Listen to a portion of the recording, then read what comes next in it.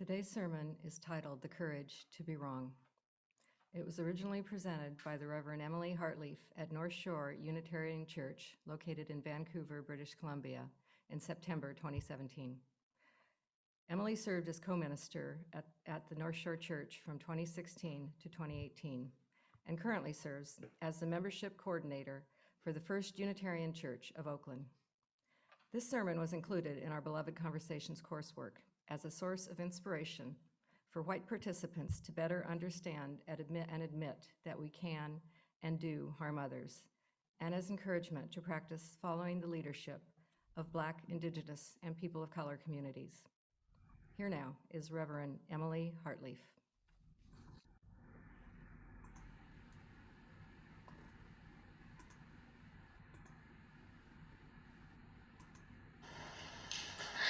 I want to begin with a story.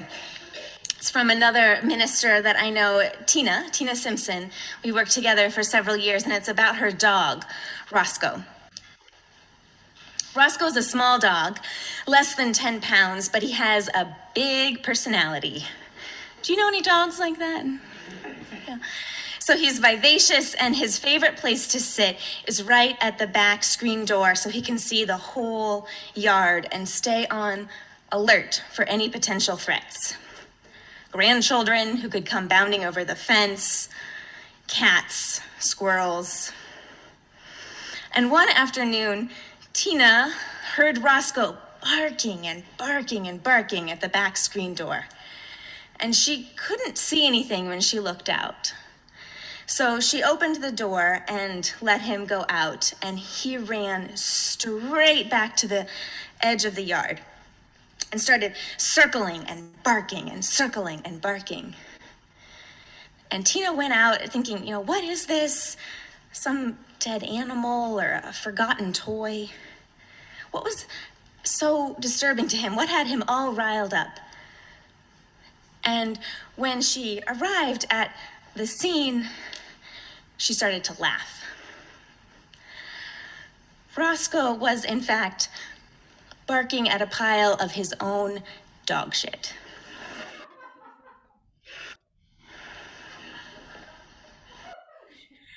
And I wanted to begin with this story because I think it illuminates something true about humans as well as dogs. How often do we get all riled up and start barking and are certain as we dash out that it's somebody else's issue or problem or stuff? But when we arrive, when we are honest and when we actually see what's going on, it's our own stuff.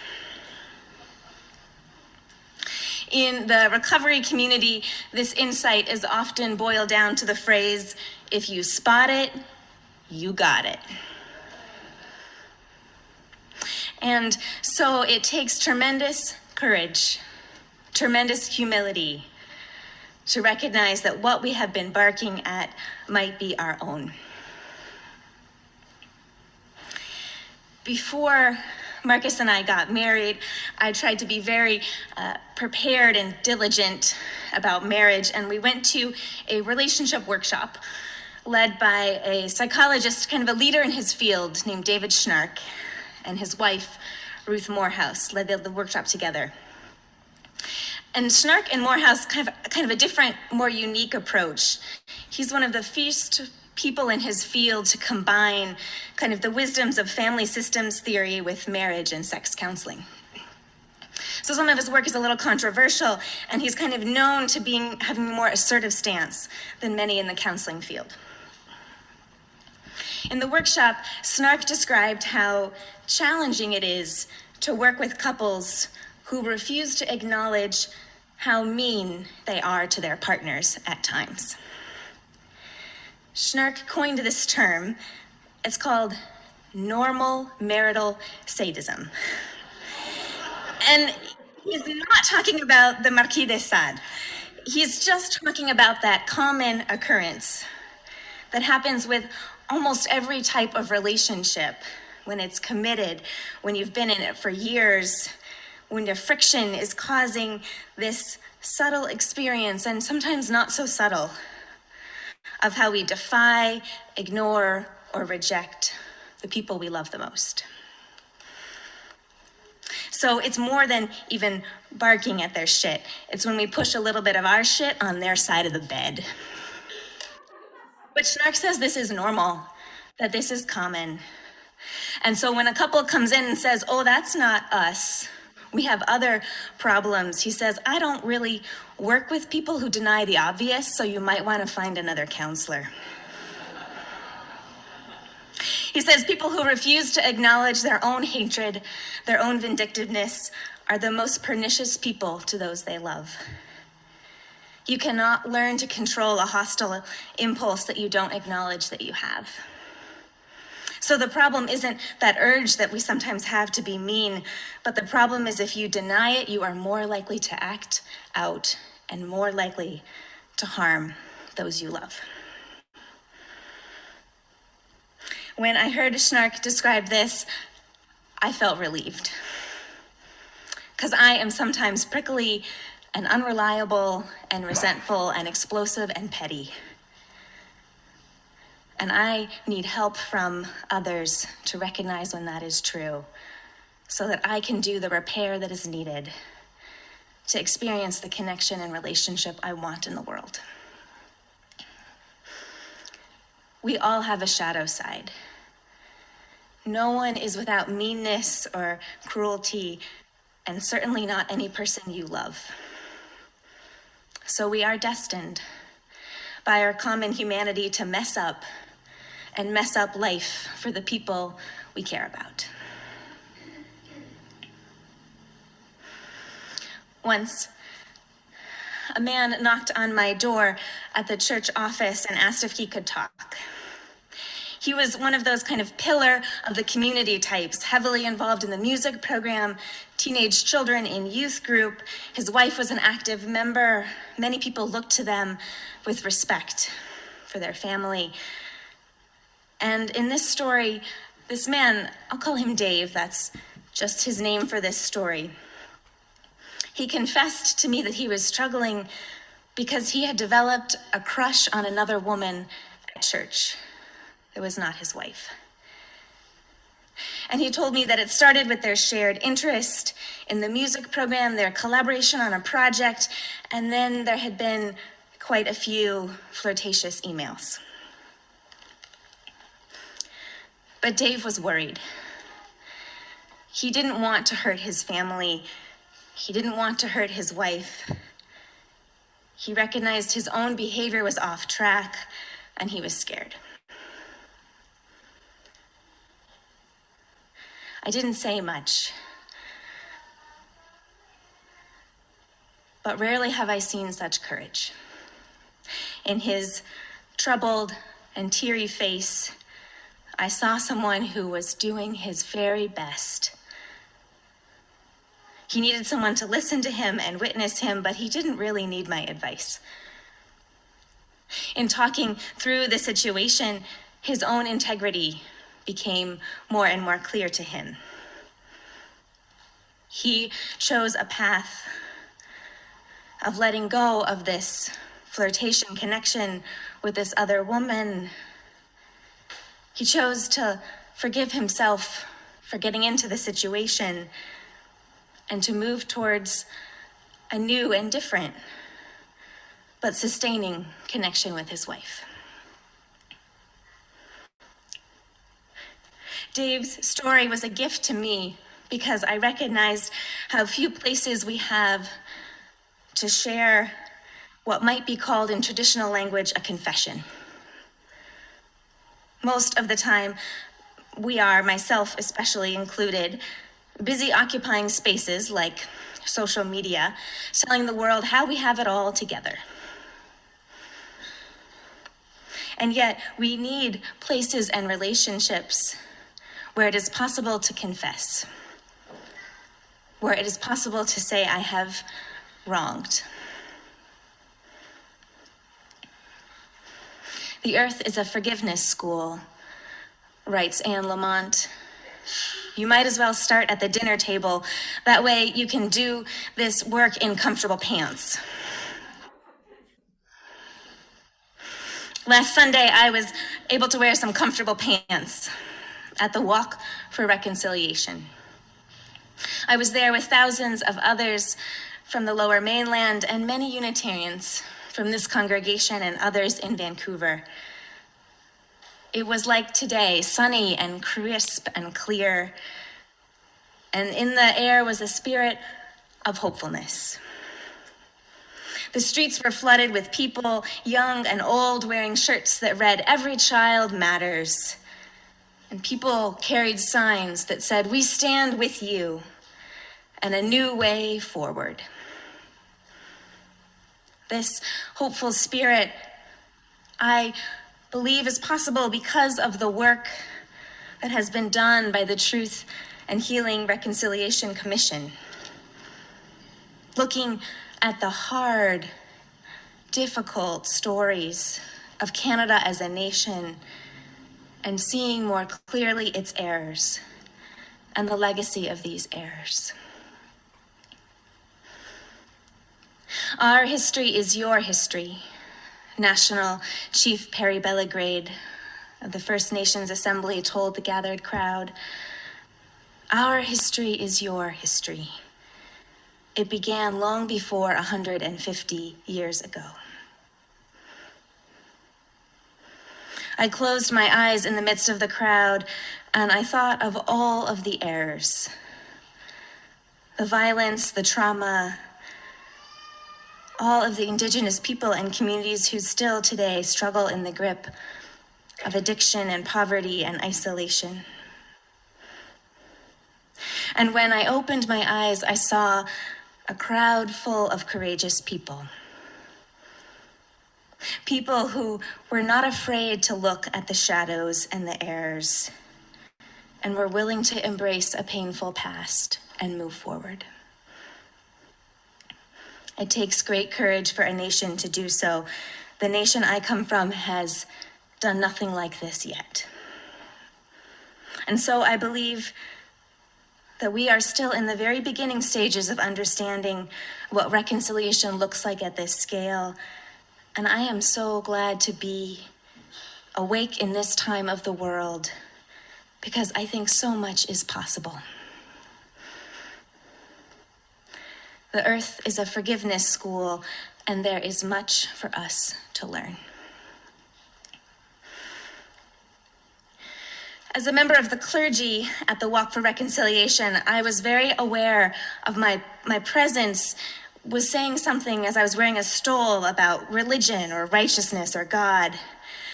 And I was reminded of another pastor, a Unitarian Universalist I know, who tattooed on his arm the words, "You could be wrong."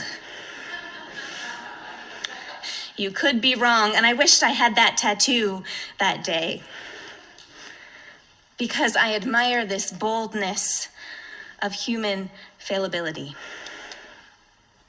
In this church, in our Unitarian tradition, we hold fast to what we name as a theology of connection. It is connection that brings us back from the brinks of despair and hell. And it is different than a theology of we're always right. If you have a theology of we're always right, there's no room for humility or for acknowledging wrongs. But in a theology of connection or in a theology of you might be wrong, there is an awareness that repair is possible, that we can draw ourselves closer to the world and towards one another through our actions and through our humble courage. So this is what our tradition asks of us. To be in relationship with other imperfect humans is to have to come back over and over again to connection. Connection with ourselves and connection to the larger world. And so often we can't get there without letting a few things go.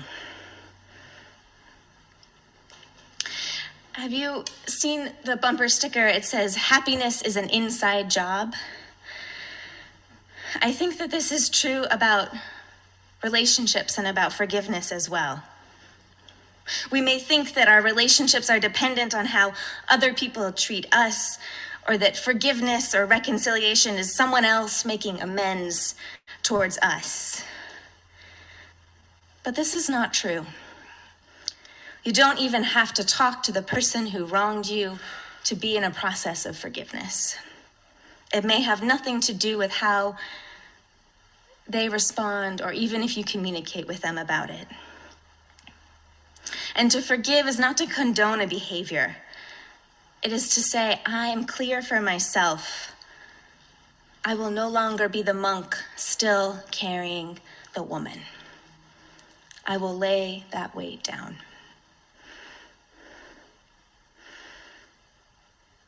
It is a day in and day out process. It is love in action. I know that I have to forgive myself over and over again because I seem to be getting in the same messes over and over again. And any connection that is possible with others is only possible when I am clear within myself. George Herbert wrote, "He who cannot forgive others destroys a bridge over which he must pass."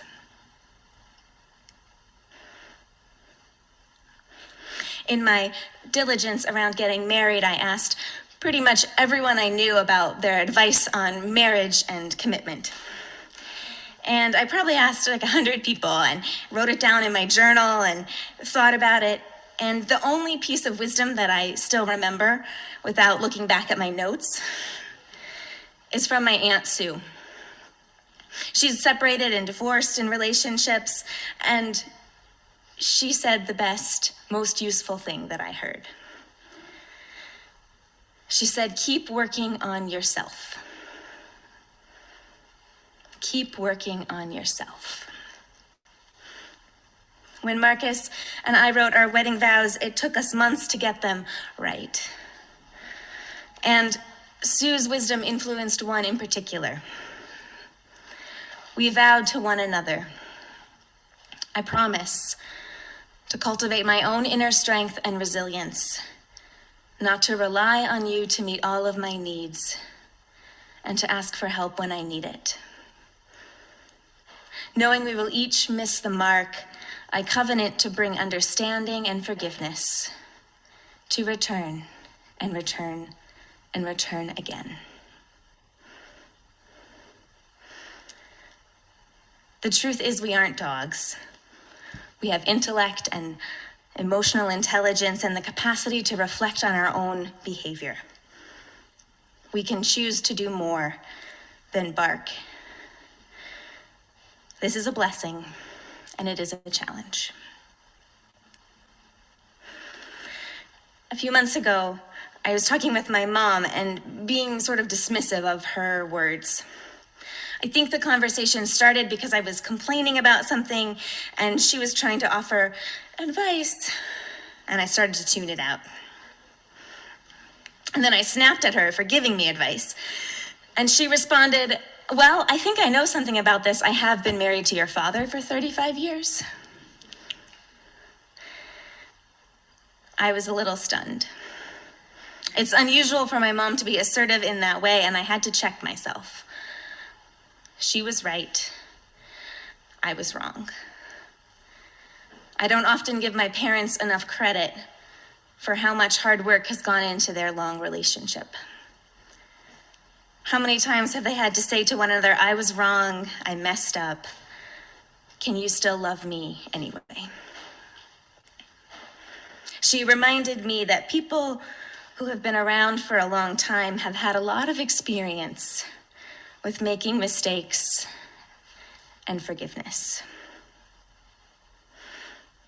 My colleague, Robin Bartlett, made this observation about a wedding anniversary. She said, "A wedding is a beautiful and exciting and carefree day in one's life, and a marriage is a tour de force of joy and suffering and banality and loss and beauty and boredom and acknowledgement of imperfection and frailty and just plain old perseverance. I almost think we should have one of those $30,000 catered extravaganzas with the $10,000 dress and all the opulence for the 30th wedding anniversary instead of on our wedding day. The wedding day, maybe you get some Ritz crackers and cheese, a cake, but the real celebration should be decades later when you know what you got yourself into and you're still in it anyway. The problem is, of course, we're too smart and practical to spend $30,000 on one day by the time we're middle-aged. Robin is right. It's this strange ritual, and I had one myself, and now I have a little bit more sense of what I got myself into. Robin says, we are all clumsy in our relationships, and we are not defined by our worst mistake. You are not your addiction, your affair, your divorce, your last fight, your failure to parent well in all moments. You are not your anger, your depression, your unbelief, your spitefulness, your greed. You are not defined by your errors, but by the name which has been given to all creation, and that is beloved.